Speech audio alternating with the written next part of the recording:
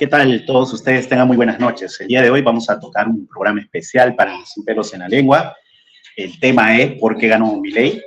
Hace más o menos unos 2 días sucedió un hecho que para muchos está marcando la agenda política de diferentes zonas de Latinoamérica y del mundo, ¿no? El hecho de que haya ganado una postura de ultraderecha.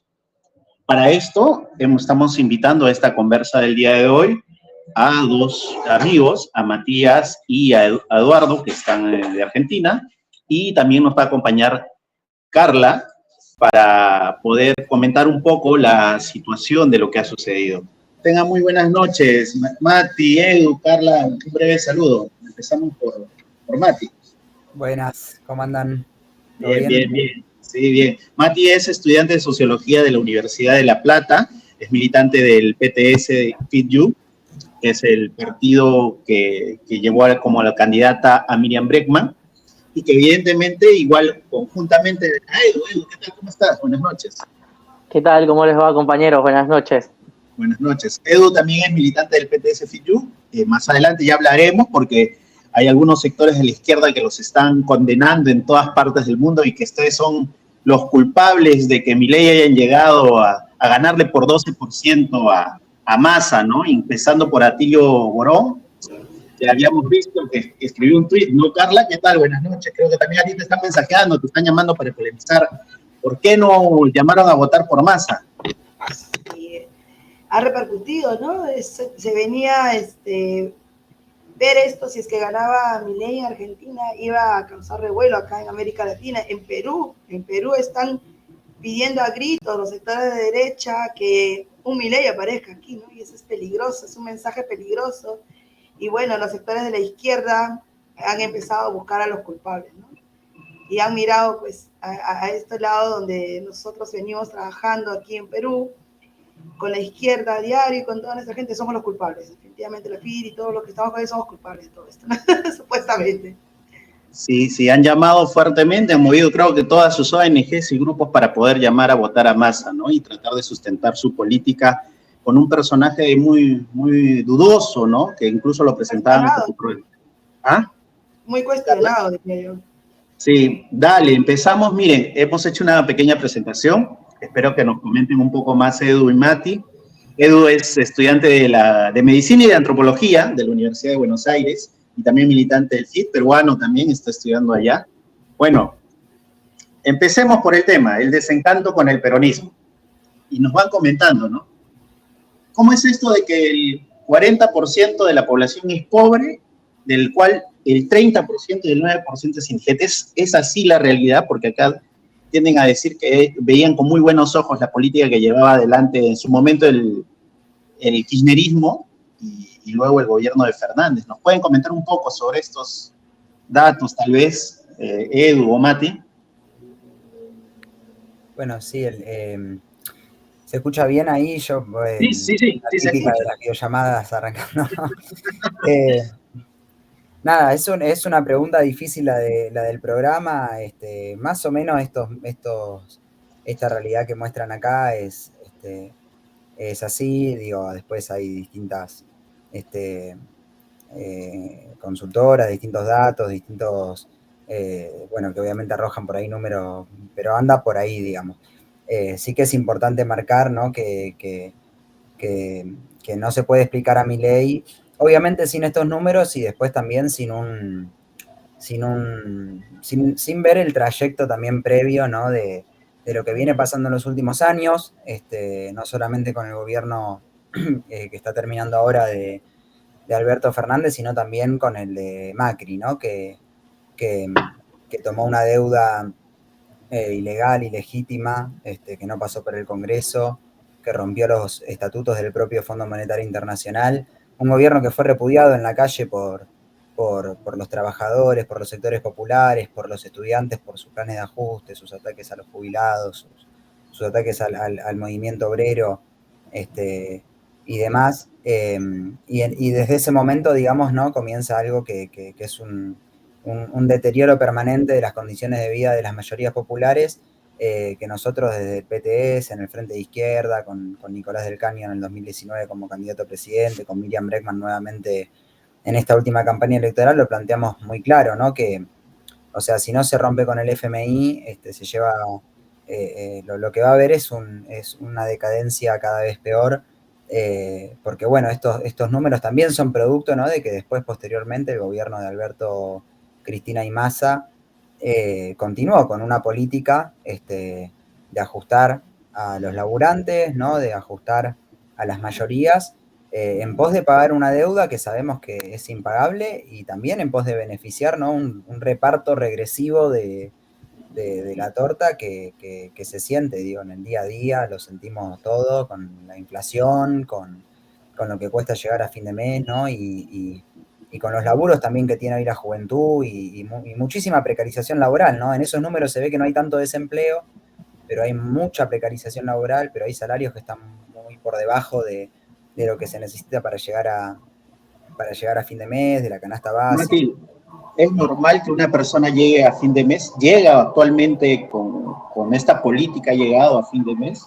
Mira, acá tenemos una cifra del salario real, ¿no? O sea, es bajísimo. Lo que ha sucedido en el salario real argentino es terrible. O sea, y lo ponen como candidato a esta persona que llevó adelante esto, ¿no? No sé, tal vez Edu, coméntanos, mira, el PBI creció y la pobreza también aumentó. O sea, hubo durante el gobierno de Fernández, como tú bien dices, un sector, una clase social que sí se favoreció con los ingresos, ¿no? No sé, tal vez Edu, coméntanos. Creo que ustedes también estuvieron movilizándose un poco con algunos de los ajustes que venían llevando adelante el gobierno, ¿no? Sí, sí, tal cual. Como tú dices, hay un sector que ganó, que es lo que se ve en los últimos tiempos, que son los grandes empresarios, donde se aprovecharon más de la torta, en cambio al resto, a los trabajadores, como dice Mati, más que nada, terminaron estando en condiciones mucho más precarias, donde les costaba ya llegar a fin de mes, cuesta llegar a fin de mes, está siempre ahí entre broma y realidad, ¿no? Eso de me falta salario al fin de mes, que es como que dale, no se puede llegar.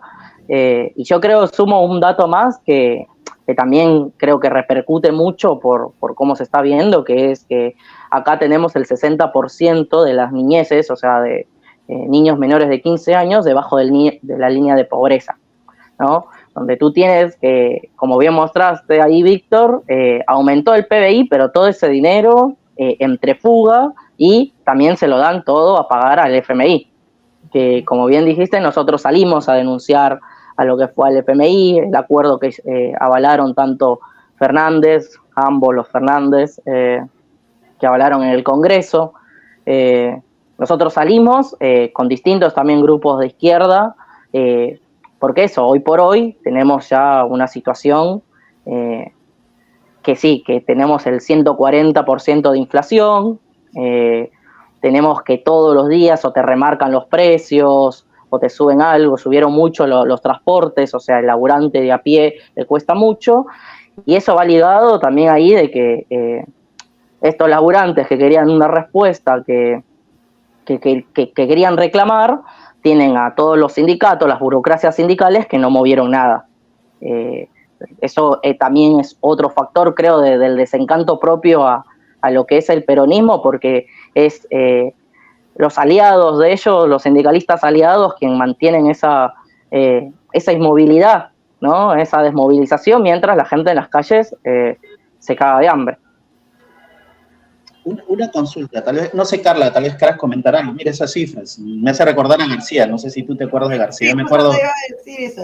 Era nuestro país en esa época, los 80, ¿no? Nosotros en el Perú vivimos algo parecido. Sí. Y cuando salieron, para salir de esto, la Izquierda Unida mandó a votar por Fujimori. Y luego, cuando hace sus balances Izquierda Unida, dice no, que no debieron llamar a Fujimori porque Fujimori fue el que aplicó el programa rajatabla que como propone Milei, ¿no? Así es. Entonces, y es en ese escenario que creo, tal vez ustedes nos pueden, Carla, tal vez puedas comentar un poco, ¿no? O sea, claro, en la época, bueno, aparte que nosotros vivíamos también el tema de Sendero, ¿no? Que también fue parte de todo el escenario que se armó en la época de los 80, ¿no? Fue el discurso de Fujimori que cala justamente con la lucha para él, la lucha contra el terrorismo y también el tema de volver a mejorar la economía en el Perú, ¿no?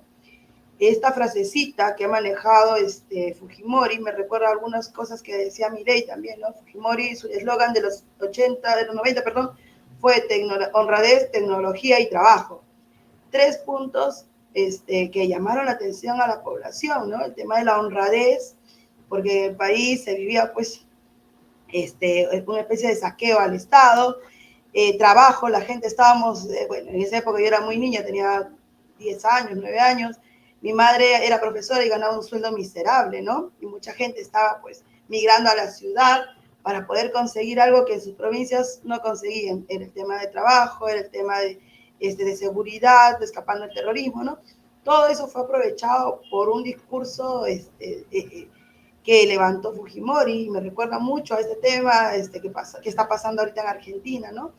Y ese eslogan pegó mucho en una población desesperada y con un hartazgo, de verdad, de los diferentes, de los 2 periodos que habíamos tenido en el país de democracia, ¿no? Porque salíamos inclusive de una dictadura militar y todo lo demás, pero aún así pegó este discurso, ¿no? La izquierda también tuvo ahí su discurso, su cuota de culpa, su cuota de responsabilidad, porque mandó a llamar a votar, pues, por Fujimori, un sector, el otro apoyaba a Vargas Llosa, ¿no? En ese momento fue todo un cambalache.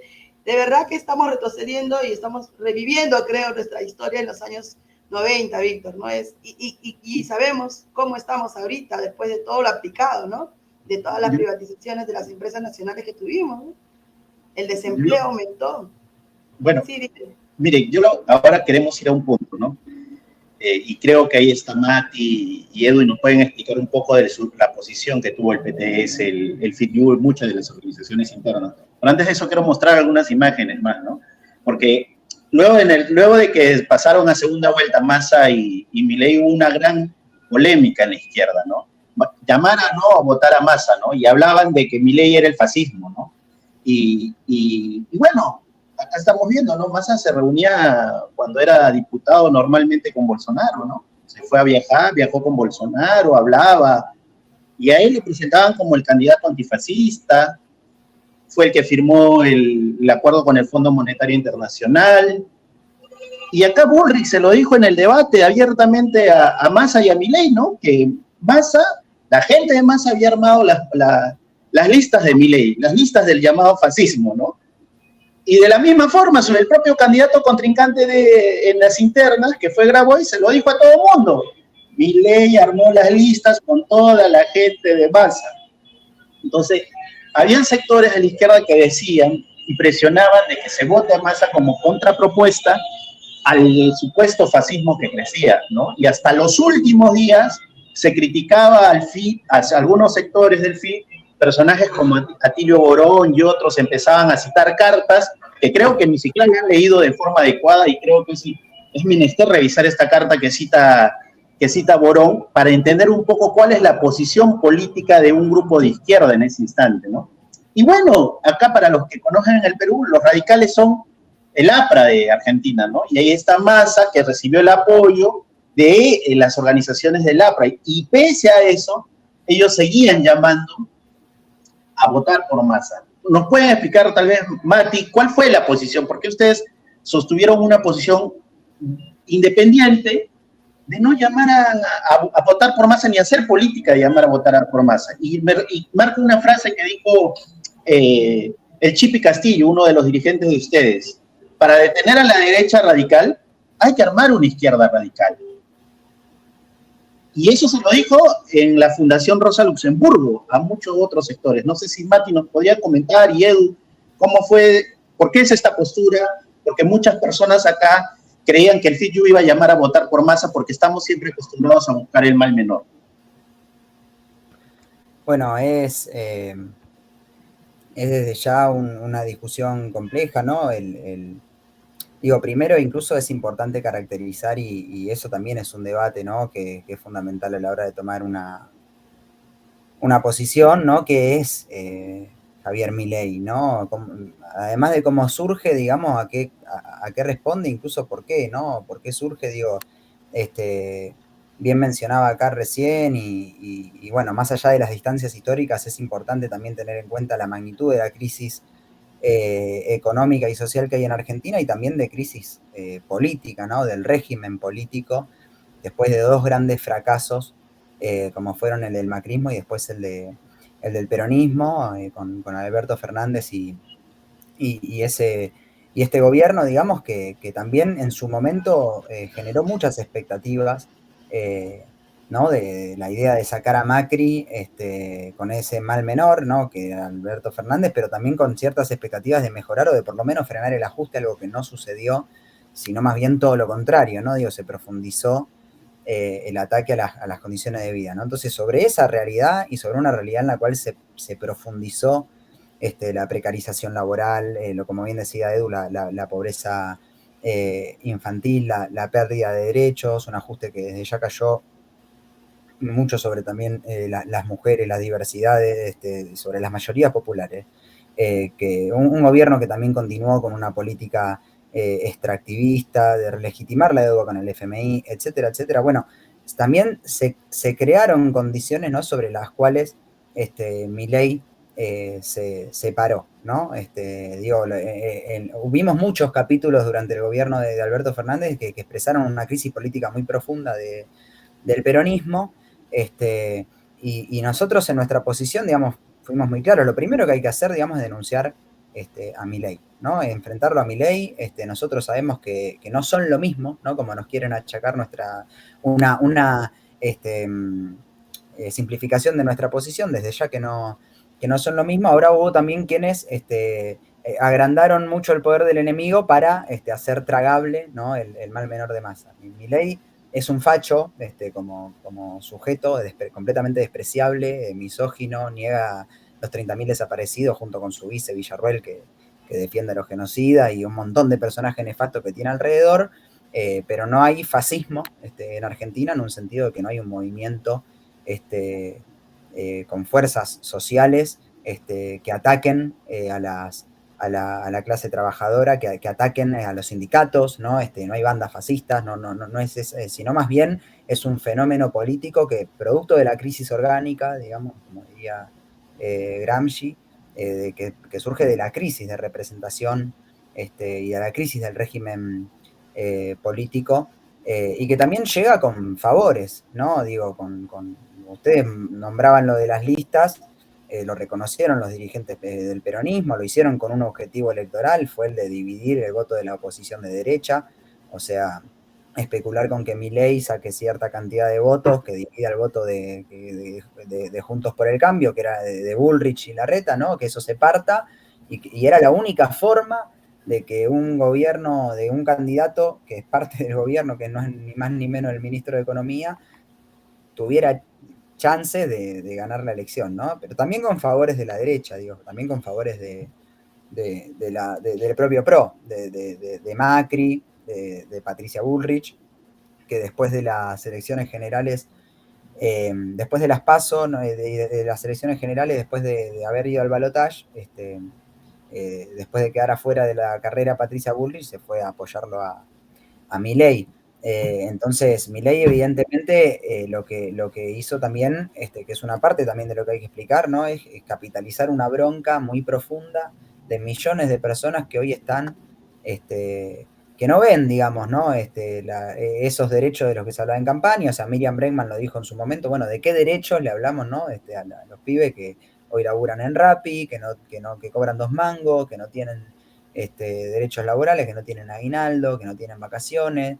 De qué derechos le hablamos a los niños que no comen y demás, ¿no? Ahora se canalizó por derecha, ¿no? Y también estaba muy bien eso que planteaba Edu sobre el problema de la desmovilización que hubo estos 4 años de los centros de estudiantes conducidos por el peronismo, por las federaciones universitarias, también por la Franja Morada, ¿no? Que es la derecha radical del radicalismo, el inmovilismo que hubo de las conducciones sindicales, ante la pérdida del poder adquisitivo del salario, o directamente del desprecio de esas conducciones sindicales por los cientos de miles de trabajadores que no están registrados, ¿no? Digo, sobre esa división se paró Milei, entonces ante esa situación, digamos, nosotros desde el PTS en particular tomamos la posición de desde ya enfrentar a Milei, que lo hicimos desde un primer momento, o sea, cuando negaban los 30.000 en el Congreso, la única que les paraba el carro era Miriam Bregman, lo decía con todas las letras.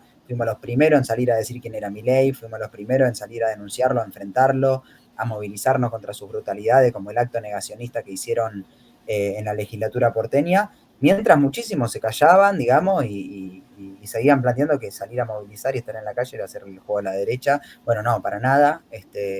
Y nos parece que o sea, que mantener una posición independiente es algo muy importante, porque sabemos primero que también la política que tuvo el propio gobierno fue el caldo de cultivo también para que surja Milei, y sobre todo que hoy lo que están sembrando también en muchos sectores del peronismo es desmoralización, es la idea de que bueno, que hay que hacer una transición ordenada, que hay que esperar, que bueno, que mejor que no le vaya mal porque si no va a ser un caos. Bueno, no, a Milei va a haber que enfrentarlo desde un primer momento en la calle, y nuestra apuesta es a eso, ¿no? A construir una fuerza política de los trabajadores, de los estudiantes, independiente de todos los gobiernos, independiente de todas las alas de la burguesía, que prepare la movilización, que prepare la coordinación de todos los sectores para salir a luchar y para enfrentar una política que sabemos que va a ser terrible. De hecho, hoy mismo ya las empresas están haciendo remarcación de precios. Milei habla en los medios amenazando con que si no se cumple con su ajuste, si no le permiten hacer su ajuste fiscal, va a haber una hiperinflación. O sea, sabemos que se viene un mazazo muy, muy profundo a las condiciones de vida de la clase trabajadora, que es lo que los grandes empresarios y los distintos sectores de la política burguesa venían discutiendo cómo hacer, ¿no? Con qué ritmos, de qué manera, pero lo que vienen discutiendo hace mucho tiempo es en qué momento atacar de frente después de una experiencia que el macrismo, o sea, el macrismo lo intentó y se llevó 14 toneladas de piedra en el Congreso, como bien recuerdan ellos mismos. Bueno, están discutiendo cómo hacer para hacer un ataque frontal a las condiciones de vida, porque es lo que tienen que hacer para pagar esa deuda, que sabemos que es la bota arriba oprimiendo y explotando, ¿no? al país. Entonces, bueno, no sé, un poco quizás explica la posición, ya que no la agota. Tal vez Mati, Edu capaz nos pueda tocar esta, o sea, es evidente que lo que acabas de explicar es qué representaba Milei, ¿no? En el fondo. Es más, Milei creía que Menem, y acá muchos lo conocemos a Menem, porque estuvo involucrado con Fujimori, muy, muy involucrado con Fujimori, y evidentemente Milei rescata mucho ayer veía algunos debates que para muchos Milei es tratar de rescatar a Menem, ¿no? Tratar de ver en la política de Menem. Esto es Cavallo, ¿no? Cavallo también lo apoya, que era el ministro de Economía de Menem, y él tiene estas visiones. No sé si es que tal vez Edu nos puedes comentar un poco por qué también la posición, por qué representaba Milei. O sea, ¿es fascismo? ¿Tiene un movimiento fascista? ¿Está organizado como los movimientos fascistas generalmente lo tienen? Claro. Bueno, ahí es interesante porque es la otra parte que decía Mati de también lo que nosotros explicamos un poco y en la que se basa nuestra posición. Es por un lado de que así como a Milei ahora en la segunda vuelta el aparato para poder fiscalizar sus mesas se las dio la Macri y Bullrich que perdieron, antes se le habían dado también, o sea, todo su aparato, sus candidatos, como bien contaba Mati, parte de Massa, ¿no? Que es lo que se grabó hoy, Bernie, funcionarios propios del peronismo. Entonces, lo que nosotros tenemos es que Milei no tiene una estructura por detrás.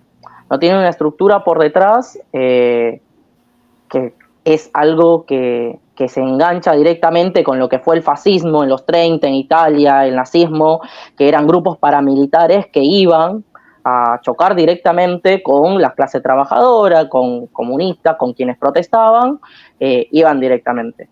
Todo estos grupos paramilitares que utilizó en su momento el fascismo, era clase media, eran lumpenes que le habían pasado mal también, que con la crisis que hubo posguerras mundiales, la crisis del 29, todo llegó a ser eso, ¿no? Que se comienza a ver otra efervescencia, otra clase que la pasaba mal, y ahí aparecen un poco estos personajes, como Mussolini, como Hitler, Franco, incluso si podemos pensar con sus grupos, que lo que hacían es eso, atacar directamente a la clase trabajadora. Nosotros acá tenemos de que Milei no tiene eso, no tiene un aparato por detrás. Además es muy interesante eso porque, no sé, hay una onda a nivel mundial que viene siendo de que los outsiders son los que comienzan a llegar. Bueno, algo que tiene Milei, por ejemplo, que no tiene Donald Trump tenía todo el aparato del partido republicano atrás.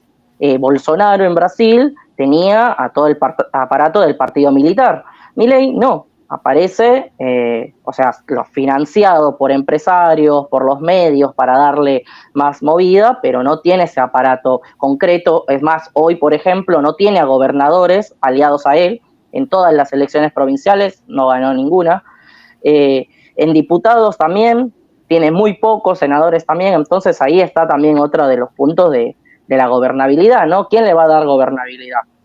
De ese lado nosotros también lo veíamos mucho con esto de que Macri, al aliarse, al ser la alianza, es quien va a tratar de darle esa gobernabilidad, pero recordemos también que en el 2015 a Macri, los gobernadores peronistas son quienes le dieron esa gobernabilidad, ¿no? Hasta que, bueno, en un momento estalló, como contaba Mati, el 2017.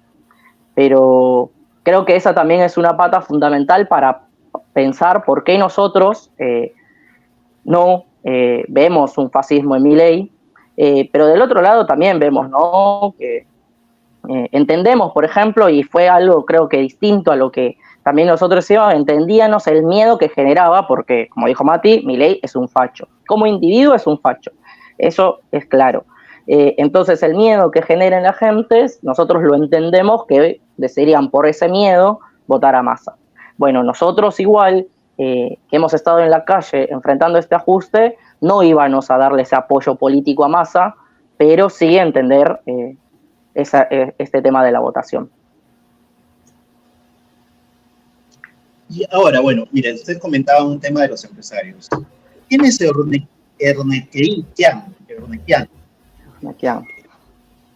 ¿Quieres decir, Mati? Mati. Bueno, acá Carla tal vez no puede, acá hay mucho cuando los empresarios no son tan abiertos, que negocian directamente con el político, ¿no? Son muy caletas, como dice Carla, ¿no? Entonces, ¿te acuerdas, Carla, Keiko, lo que recibió, ¿no? De algunos empresarios. O sea, claro. O sea, acá no ha sido así. ¿Pero quién es este personaje, este tipo de mercado libre que ayer escribió, el funcionario que van a poner en el YPF? O sea, tiene mucha cercanía a la gran burguesía hoy en día. La inspiración de Milei. La inspiración de Milei. Tal vez Mati nos pueda comentar un poco, ¿no? Sí, yo creo que hay algo importante, digamos, sobre esto, incluso por lo que ustedes contaban hoy de que en Perú también generó, no sé si lo charlábamos antes de que arranque el programa o cuando ya había empezado, ¿no? Pero por las dudas lo digo.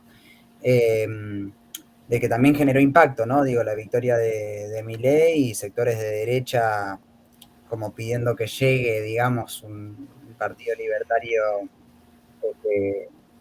o este modelo, digamos, a lo Milei en Perú y demás, ¿no? Que es una lógica que Milei mantuvo desde un principio, incluso desde antes de ser candidato, cuando era una especie de estandapero de la economía en la televisión, ¿no? Que, digo, desde ya que viene de esta empresa, que con relaciones con Eurnequian, que después hubo un poco de distanciamiento, un poco menos, o sea, antes de las PASO, no me acuerdo ahora bien cuándo fue, y tiene vínculos, digamos, que de hecho de su gabinete, que lo que hasta ahora anunció, hay gente que conoce de esos momentos, de esos negocios.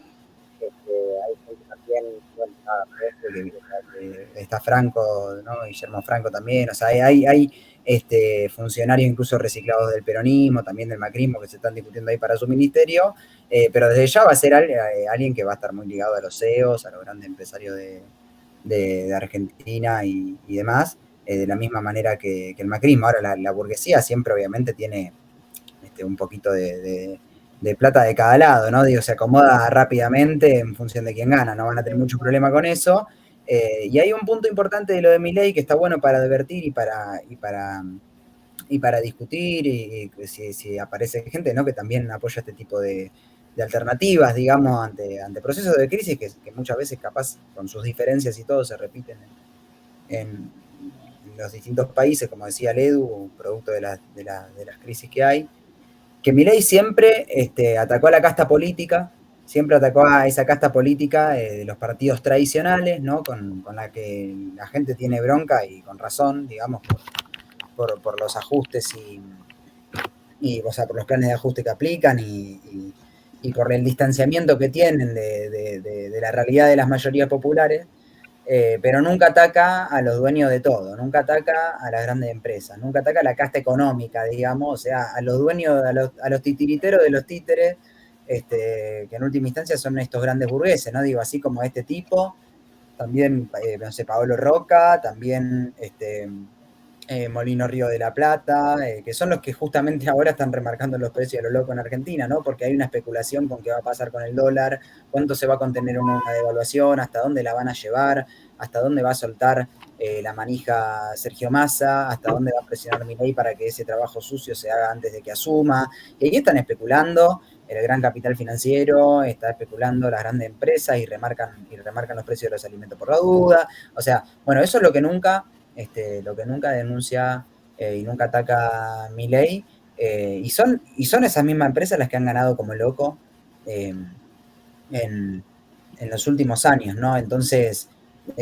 nada, la perspectiva, incluso lo que hemos planteado en la campaña, que me parece que también es importante revalorizar, ¿no? Con la izquierda, digo, que es hora, con Miriam, que fue la única voz, digamos, que defendió a los trabajadores, claramente, que plantea una perspectiva de independencia de clase, que plantea una perspectiva de afectar a estos grandes ricos, a estos grandes dueños de todo. Bueno, si no se ataca a estos intereses, seguimos perdiendo los laburantes, seguimos perdiendo la juventud. Hay que atacar los intereses de los grandes empresarios, hay que pelear por la reducción de la jornada laboral y el reparto de las horas de trabajo entre ocupados y desocupados, unir lo que separan las burocracias sindicales, es decir, unir a los trabajadores ocupados en una pelea común con los desocupados, con los pibes precarizados, para que haya laburo con derecho, con un salario que alcance y que la crisis la paguen estos que son los que vienen haciendo negocios desde la dictadura, con la patria contratista, con la después en los 80, después en los 90, y etcétera, etcétera, etcétera, ¿no? Con el menemismo. Bueno, Milei reivindica mucho, efectivamente, ¿no? A Cavallo, a Menem, porque su modelo es el de la privatización, es el de reventar cualquier conquista histórica de la clase obrera, ¿no? De hecho, hay algo también para destacar, que empieza a haber asambleas de los trabajadores de los medios públicos, porque una de las primeras cosas que dijo Milei era que iba a arrancar por privatizar TV pública, ¿no? Y los medios públicos en general, que eso era adoctrinamiento y que no sé qué, bueno, nada. Un poco contradictorio porque Milei surge justamente del apoyo de este tipo de empresarios, del apoyo de los empresarios mediáticos, de la guita y del espacio, ¿no?, que le han dado a Milei, a los locos, los medios, ¿no?, oficialistas, opositores, digo todo, le han dado mucho espacio también antes de que fuera candidato y después también, para que haga propaganda de sus ideas, primero para correr la agenda a la derecha, para que sea más justificable cualquier otra cosa, y eso era una función que cumplía, ¿no?, a favor de los empresarios, y después eso, nada, se terminó subiendo también a la ola empalmó, ¿no?, con una bronca generalizada que hay, y se terminó transformando en el candidato que después ganó, ¿no? Pero bueno, también fue muy manejado por los medios y por un sector, digamos, de los empresarios. Un poco, me causa mucha similitudes a lo que ha pasado en Perú, de verdad. Estamos retrocediendo a los 90 aquí en Perú, y ustedes están viendo, es como si no se hubiese aprendido las lecciones, ¿no? A veces cada país pasa unos procesos que nos deberían servir de lecciones para nosotros, ¿no? Y siento que la historia se repite en Argentina, lo que hemos vivido en Perú. Siento que definitivamente va a ir una crisis económica más grande allá, pero también me sorprende mucho, es algo que hoy día revisaba las redes sociales, y un sector de nuestras edades, puedo decirlo, Víctor, cuarentones, así como nosotros, cuestionaban, voy a decirlo así, ya, cuestionaban un poco el voto de las juventudes, ¿no? Cuestionaban qué pasaba, el voto de las juventudes, resaltaba mucho en las redes sociales, leía, muchos decían, ¿no? Los jóvenes no han tenido memoria, ha pasado por encima la desaparición de más de 30.000 argentinos, la venta de los niños, el rapto de los niños en la época de la dictadura, ¿no? La memoria. Luego también decían, ¿no? ¿Qué ha pasado? ¿Por qué votar con alguien que amenaza que te va a privatizar la universidad, te va a quitar las ayudas económicas que de repente el Estado da, solventa a los sectores más empobrecidos, ¿no? Los programas sociales, como aquí lo llamamos en Perú. O sea, había un cuestionamiento grande a ese voto de la juventud. Ustedes, que creo que están por ese lado de los 20, 25, ¿cómo recepcionan este voto, este hartazgo de los jóvenes? Es un voto, ¿cómo consideran ese voto, ¿no? de ellos? Sí, yo ahí creo que tengo dos puntos. Uno, por un lado, es que siempre se trata de usar chivos expiatorios, nos usan a nosotros, por eso dicen ganó Milei, y también a los jóvenes en su momento, después de las PASO, todos votaron. Es verdad, como decía Mati, igual, de que Milei es una figura que fue alentada por Nequian, que es un empresario de la televisión, donde comenzaron a darle mucho más llegada, pero también comenzó a tener mucha llegada por las redes. Entonces tú tienes un montón de aparato también atrás, de trolls, de gente que habla y comenzó a hablar a favor de él. Entonces de ese lado, a quienes primero les llegaba ese discurso era a la juventud. Y yo creo que pegó un poco, como decía Mati, ese discurso porque por un lado es anticasta, ¿no? Echándole la culpa a los gobiernos que ya vienen. Macri dejó una deuda tremenda, Alberto hasta ahora no llena la heladera, entonces como que aprovecha mucho de ese discurso anticasta, pero también pensemos de que, no sé, jóvenes como yo, Mati, sabemos que es imposible llegar a tener una vivienda y esas condiciones no las cambió ningún gobierno. Sabemos que nos cuesta mucho más encontrar un laburo que sea bueno, donde no estemos precarizados. Tú tienes el ejemplo que usaba Miriam, ¿no? El del Rappi, que nada, tiene que laburar todo el día, entonces, ¿dónde va a estudiar? Para ellos, todas esas privaciones, como respuesta a eso, viendo de que sus salarios se devalúan constantemente, vieron en las ideas de Milei, creen que puede llegar a estar una respuesta. Yo creo que ahí de ese lado como que sí, se trata de buscar, bueno, ellos son los culpables porque no tienen memoria, pero ¿qué pedirle a la juventud que hoy por hoy, no sé, pasó por una pandemia totalmente inmovilizada, que está sufriendo problemas de salud mental, a nivel de educación y salud está tremendo, la precarización cada vez es mayor, no podemos tener vivienda, pensar en el futuro incluso con el cambio climático que todos los gobiernos, ¿no? Sergio Massa decía que la cordillera era una torta, o sea, no cambió mucho de ese lado, entonces como que era mucho más fuerte que esos grandes perdedores que fueron acá, fue la juventud. De ese lado se expresa un poco también y se explica cómo esta juventud ve con buenos ojos las políticas que quiere tal vez llevar Milei, que incluso muchos, y eso también es interesante, no comparten totalmente todo. Los ha pasado, ¿no? Gente que dice, no, yo el negacionismo, yo no lo acepto, pero es mejor que venga alguien que cambie la economía. Creo que gran parte de lo que explica el voto de Milei fue el voto económico, ¿no? Cómo son las condiciones. Iba a ser raro, hay una nota de Fernando Rosso, también un compañero que escribe en La Izquierda Diario, donde habla del milagro de Milei, ¿no?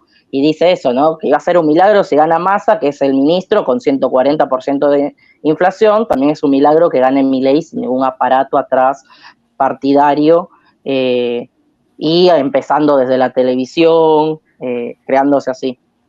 Creo que esa también es una gran parte de lo que ejemplifica de por qué la juventud hoy por hoy encuentra tal vez una salida o una expresión de bronca, creo yo también, en el voto a Milei, ¿no? Una expresión de, bueno, yo quiero que se terminen los privilegios de esos políticos, que de ese lado nosotros, por ejemplo, siempre una de las propuestas que llevamos es que todo diputado, juez, lleguen a cobrar como un docente, como un médico, como un enfermero. Eso significa que todos cobremos igual y que no tengan esos salarios inmensos que tienen. El otro día leía, ganan 1.000.000 de pesos, cuando acá la mayoría de la juventud no llega a los 200.000 por lo precario que es. Entonces, como que de eso también se expresa mucho la bronca, esa juventud que, como decía Mati, no, nada, está totalmente individualizada por fuera de los grandes sindicatos que no le dan tampoco ayuda, que los dejan ahí, que dejan que sigan siendo explotados. Bueno, yo quería señalar dos cosas, ¿no? Hace tiempo entrevistamos al compañero Gastón Remy, que él decía que el peronismo tenía pues inmovilizado y en cierto modo también capturado diferentes sindicatos, ¿no? Y eso también tiene, creo que ver o ha jugado un papel importante para la llegada de Milei y el hartazgo de muchos sectores, creo yo, ¿no? Eso es uno. Y otro, hay una frase que aquí en Perú se ha acuñado a través justamente de este tema de que muchos jóvenes, mucha población está harta de los gobiernos, ¿no? Y en realidad de los partidos políticos, que han llegado a una especie de parafrasear este tema de que robe pero que haga obras, ¿no? Y escucho que hay intento ver eso, que muchos jóvenes que están hartados en Argentina de toda la casta política, han visto en Milei pues una persona que posiblemente pueda cumplir algo de lo que ha dicho, ¿no? Pero siento de que este lema puede ser también parte de ese proceso allá, ¿no? Que robe, pero que haga algo, que nos dé obra, que nos dé esto, que nos dé aquello, ¿no?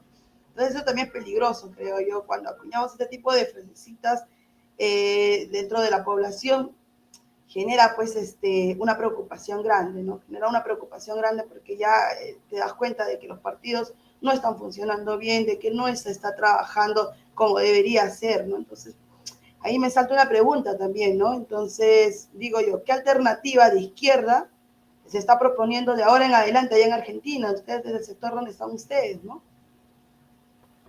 Está buena la pregunta. Yo agrego dos cositas y paso a eso. Me parece, o sea, agrego o destaco, ¿no? Porque creo que Edu, o sea, ese punto que planteaba Edu de que no hay que...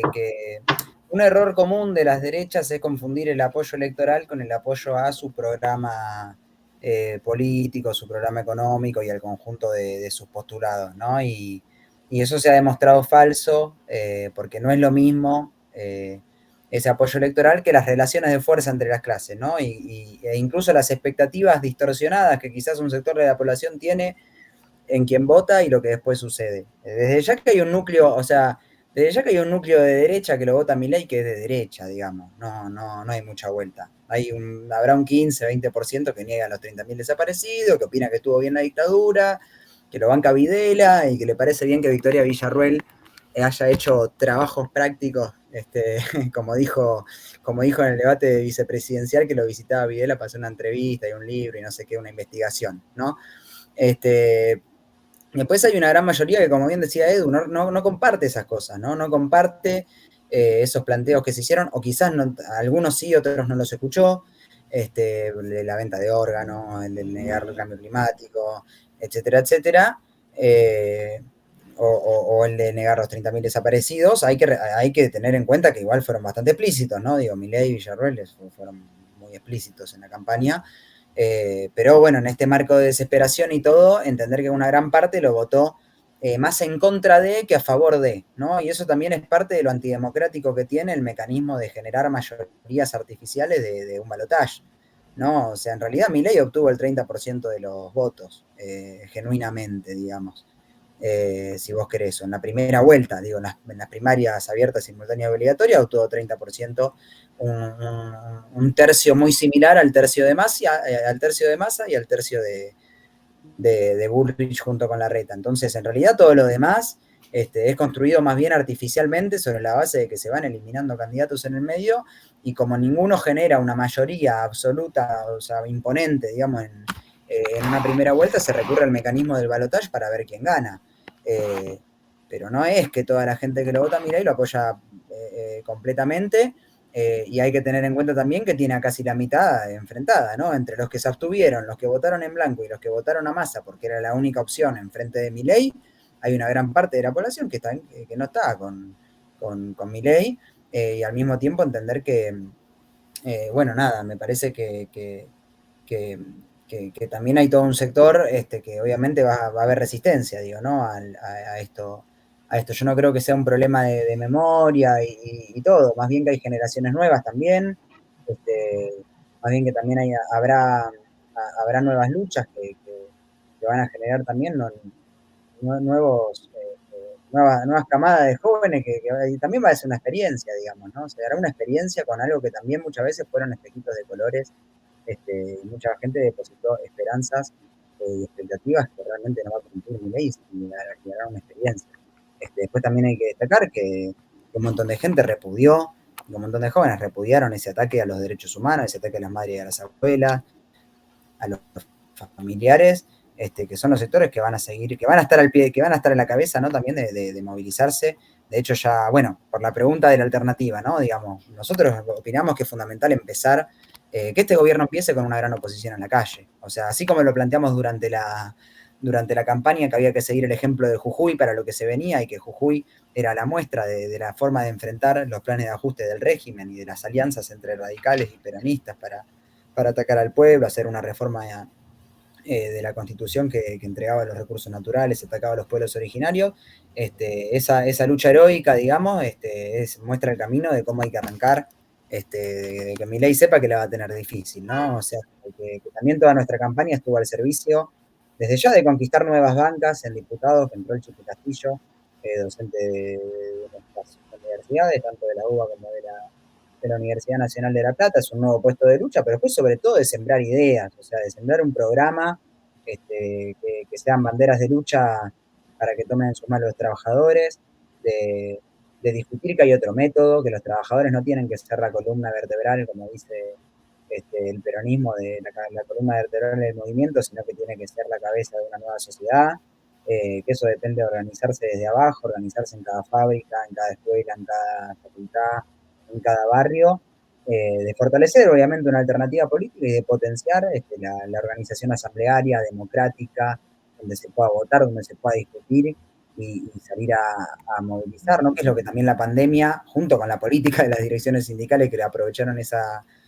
situación, nos trataron de quitar y pasivizar absolutamente todo. Bueno, recuperar esos métodos que son los que también siempre se dio, ¿no? La clase trabajadora y las mayorías a lo largo de la historia, en los 90, con las asambleas populares, yendo más atrás en los 70, con las coordinadoras interfabriles y la lucha de los sindicatos clasistas, la clase obrera tirando abajo gobiernos de facto, y ejemplos que hay a lo largo de todo nuestro continente y de todo el mundo de la clase trabajadora. O sea, lo que sí podemos esperar, digamos, es la lucha de clase. Entonces nosotros hemos usado la tribuna durante las elecciones y usaremos también las tribunas parlamentarias para desarrollar todo ejemplo de lucha, de coordinación, toda pelea que haya en contra del ajuste de los planes del FMI, con un programa, ¿no? Que apunta a que gobiernen los trabajadores, o sea, afectar la ganancia de la clase dominante y sacarnos de encima también tanto a las fuerzas políticas tradicionales que han gobernado para los ricos como a estos falsos mesías, ¿no? Que se hacen lo que van a salvar todo y realmente están vendiendo espejitos de colores. Ahora hay una primera parada, que es el 25 de noviembre, es el Día Internacional contra la Violencia de Género.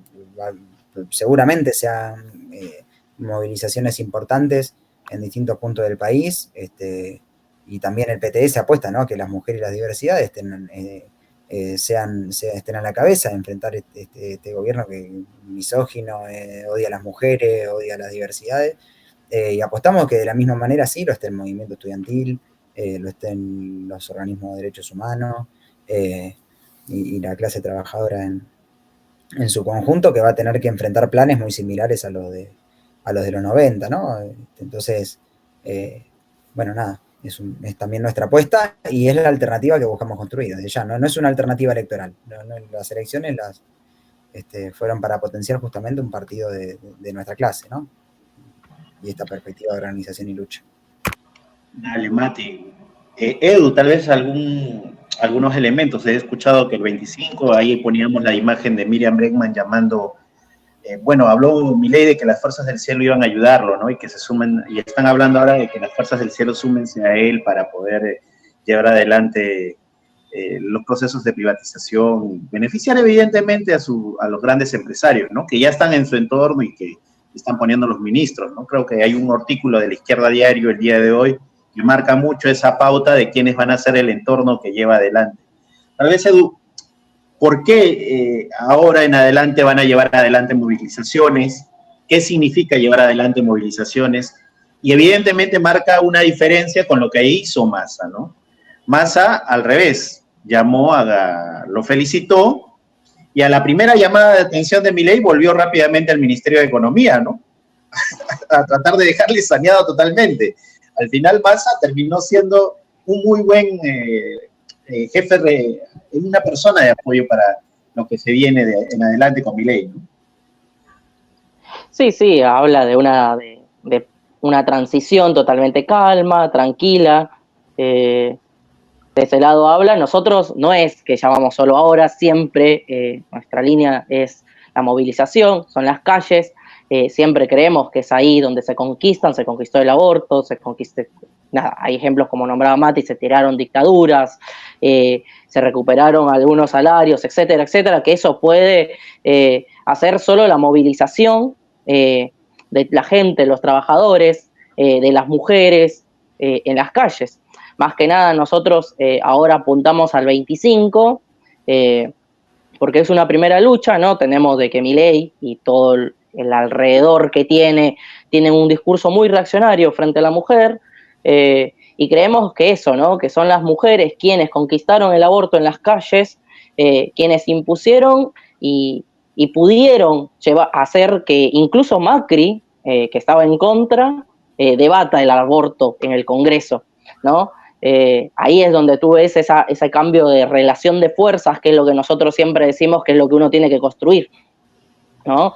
Entonces, como siempre apuntamos a eso, a la movilización. Ahora, la movilización, que como se ha visto a lo largo también de los últimos años, más una onda espontánea, revueltista, muchas veces termina eso, no termina llevando a tirarnos. En Perú es un ejemplo, a tirar el gobierno de Dina, porque ninguno de los sindicatos, que son quienes tienen la fuerza estratégica para poder parar el país, llamaron nunca a ninguna huelga. Entonces nosotros, y de ese lado también lo nombraba Mati, primero que siempre pensamos en la construcción de esas movilizaciones, en asambleas democráticas, dentro de los lugares donde estudiamos, donde laburamos, donde vivimos, para tratar de fomentar también que salgan a las calles, que defendamos nuestros derechos, que no nos van a golpear más y que recuperemos de una vez todo lo que nos quitan los empresarios, que son los que se llevan el dinero,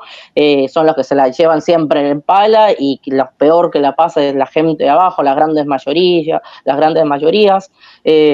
Entonces, clave nosotros es eso, ¿no? Comenzar a estar en esos lugares, en esas estructuras, comenzar a fomentar de que sean estudiantes de la salud, de sociología, trabajadores de la salud también. Nosotros, un ejemplo, en medicina habíamos hecho una gran asamblea entre trabajadores y estudiantes de la salud, porque sabemos que tenemos que unir las distintas luchas. Entonces, hoy clave, por ejemplo, el 25, algo también que unimos es el terrible masacre, el genocidio que se está llevando en Palestina, ¿no? Tenemos de que hay más de 5.000, 6.000 ya niños muertos, alrededor de 7.000, 8.000 niños, mujeres que mueren a diario por el genocidio que viene llevando el Estado sionista de Israel. Bueno, nosotros también queremos levantar esa bandera el 25, porque la violencia que fomenta también Milei, que ya habló incluso de trasladar la embajada a Jerusalén, es esa, ¿no? Se avala de ese lado. Nosotros queremos combatir todo eso.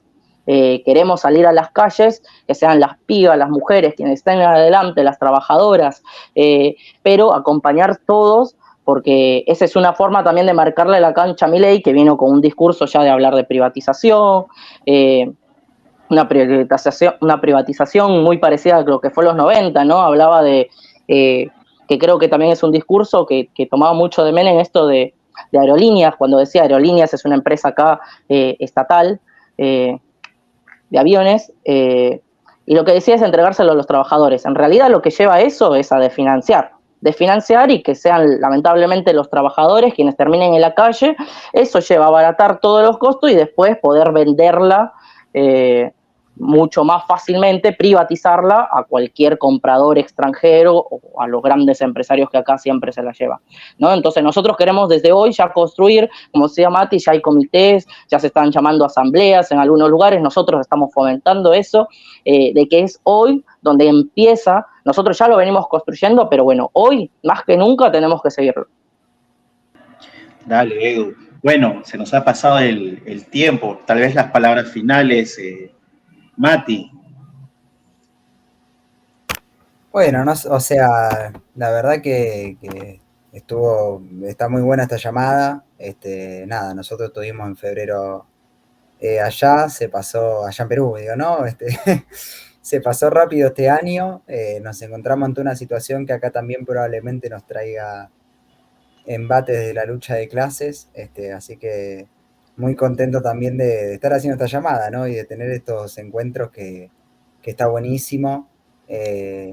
Nada, que también obviamente es parte de lo que es nuestra corriente, ¿no? Internacionalista.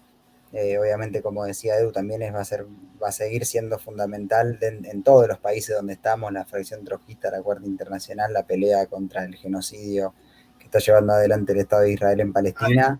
Me olvidaba, Mati, coméntale, la gente no sabe que Massa apoya el Estado de Israel, ¿no? En esta situación. Sí, en la campaña se peleaban un poco a ver quién estaba más del lado de Israel, entre Massa y Milei. ¿Sabes?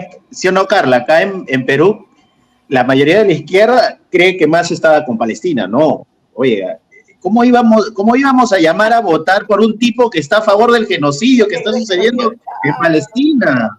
O sea, a eso es lo que están llamando por mensaje, los grupos de WhatsApp, que ustedes son los responsables de que Massa no... Massa, en el fondo, iba a representar eso, el genocidio. O sea, Él dijo, yo fui el primero en condenar el terrorismo de Hamas, no sé qué. Nada, que obviamente utilizan todos como chivo expiatorio y como justificación para la masacre brutal que está haciendo hace más de un mes y 2 semanas, ya casi, algo así, que comenzó el ataque de Israel sobre Palestina, que además lleva 75 años de apartheid, ¿no? Entonces, bueno, nada, también es una pelea que estamos dando en todos lados, eso también es un orgullo. Que no cuenten con nuestro silencio. Acá en Argentina es tremendo, el cerco mediático es tremendo, también incluso el silencio de las organizaciones peronistas que se consideran más progresistas o de centroizquierda o de lo que vos como lo quieras llamar, con la campaña electoral no han dicho absolutamente nada sobre la política del gobierno, que repudiaba tibiamente los ataques de Israel, partiendo de primero a repudiar, ¿no? Lo del 7 de octubre, y mucho menos de Massa diciendo avanti, estando en un acto junto con Marra y con Patricia Bullrich en la DAIA, ¿no? La organización, bueno, nada, apoyando al Estado de Israel. Entonces, nada. Dale, Edu, tus palabras finales. Edu y Mati estuvieron para comentar un poco en inicios de este año, visitándonos acá en Perú, reportando un poco a la izquierda diario de allá la situación que estábamos viviendo, y como solidaridad también vinieron algunos diputados como Alejandro Vilca y Alejandrina Barri acá a Perú a apoyar, y ellos también vinieron a apoyar en cierta medida algo que Mariátegui repetía constantemente, ¿no? La idea de que no podía haber un proceso que se dé en nuestro continente de forma aislada, ¿no? Y bueno, ha repercutido bastante, ¿no? Tengo entendido que habían tomado incluso el canto que hacían en enero y febrero está por allá. Edu, tus palabras finales y tal vez tocar más adelante esto, ¿no? Sí, como dices, nada, es una gran enseñanza también lo que nosotros, como bien Mate decía, somos internacionalistas y de ese lado sacamos conclusiones de cada una de las luchas que hay a lo largo del continente y del mundo. Fue una linda experiencia en el sentido de conocerlo, de conocer un montón de gente allá, y nada, y también ver un poco a la ciudadanía peruana saliendo a las calles reclamando por mejores condiciones, Cuando acá, por ejemplo, a veces nos venden Perú no tiene inflación y allá nosotros ya sabemos lo que significa eso, no hay inflación, pero los salarios no alcanzan igual. Entonces es muy interesante ahí un poco también pensar cómo se utilizan eso, ¿no? Esos diálogos de bueno, en Perú está mejor, pero no es tan así. Nada, y sí, como dices, acá en Jujuy también se tomó un poco el cántico, pero porque también fueron los mismos pueblos originarios, las poblaciones quienes se levantaron y estuvieron mucho más tiempo en Jujuy, además de los docentes, de algunos estatales, incluso de mineras, que salieron también a apoyar. Nada, un gusto enorme tener esta charla, acá una experiencia que se nos abre y a ver cómo sigue, que nosotros igual ya tenemos nuestra estrategia, como dice Mati, y vamos a seguir con esa, que es lo que nos permite ganar. Dale, Carla, las últimas palabras. Chicos, un gusto volverlos a ver desde aquí, toda la solidaridad y la lucha también hacia Argentina. Creo yo que han desmitificado un poco ese terror que también la población aquí en Perú dice, no, acerca el fascismo y ese discursito, esa muletilla que se ha instaurado cada vez que sale un fallo, como dicen ustedes, uno solo nada más a hablar y la gente dice, se nos viene la persecución a todos, ¿no? Y la lucha es otra. La lucha tiene que ser constante desde las bases, con el pueblo y desde el pueblo, ¿no? Yo estoy segura de que los compañeros en Argentina van a continuar con esa lucha. Aquí nadie se rinde, dice, ¿no? Así que me imagino que estaremos pendientes de lo que sucede en Argentina. Víctor, antes de que me cuelgues y me cortes, y haciendo un paréntesis un poquito a la conversa que hemos tenido hoy, quería hacer una pequeña invitación para el día lunes. No sé si me permites, Víctor. Dale.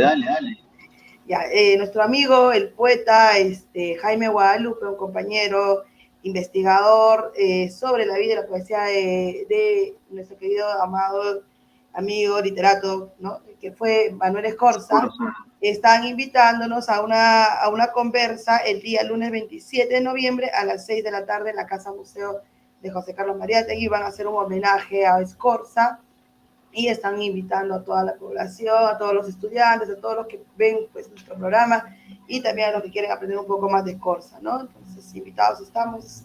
Gracias, chicos, una vez más y gracias. Carla, no te olvides lo del 25, que hay el 25, coméntales. También me estaba olvidando ese, estoy con todas las noticias aquí. El día 25 nosotros también nos movilizamos desde San Juan del Lurigancho, nuestra base, que es el Bloque Unitario de los Pueblos, junto con nuestros diferentes compañeros. Estamos sacando la movilización aquí en San Juan del Lurigancho desde el Parque del Maestro. Todas las mujeres nos vamos a convocar, autoconvocar, es una lucha importante para nosotras también, aquí en Perú, como en todos lados del mundo donde oprimen a las mujeres, a las minorías sexuales y a las poblaciones minoritarias, ¿no? Entonces nosotros el 25 también salimos desde las 3 de la tarde en el Parque del Maestro, estamos saliendo todas las mujeres, los compañeros también nos van a acompañar y bueno, estamos esperando a todos los que se puedan sumar a esta lucha. Estaré ahí con mi pequeña hija que está emocionada de salir a marchar. Dale, gracias, Carla. Gracias, Edu, gracias, Mati. Creo que han sido muy, en este corto tiempo han tratado de explicar lo máximo que se puede qué es el fascismo, para que también algunos de la izquierda no estén diciendo fascismo por acá, fascismo por allá. Y si hubiera sido fascismo, yo me imagino que más estaría organizando pues en este instante la resistencia, ¿no? La resistencia contra el fascismo, pero no lo veo organizando la resistencia. Está organizando los papeles para entregárselos a Milei de la forma más tranquila, ¿no? Y desde ya le recomiendo a algunos leer esta famosa carta a un socialdemócrata que escribe Trotsky, que no tiene nada que ver con lo que dijo Atilio Borón.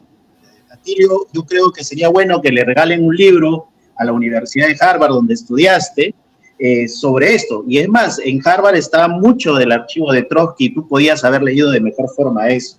Y aquellos que solamente citan los tweets, revisen los textos, lean los textos. No basta con copiar y pegar un tweet.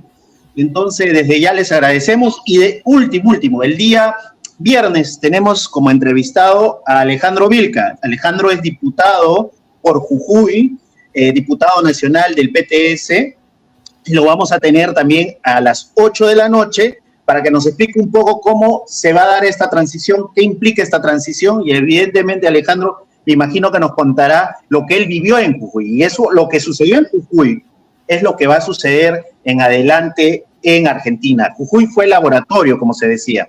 Ahora el ajuste se viene para todo Argentina. Listo, ha sido un gusto el día de hoy. Nos estamos viendo el día viernes. Saludos, cuídense chicos. Muchas gracias, compañeros. Dale, hasta luego. Hasta luego.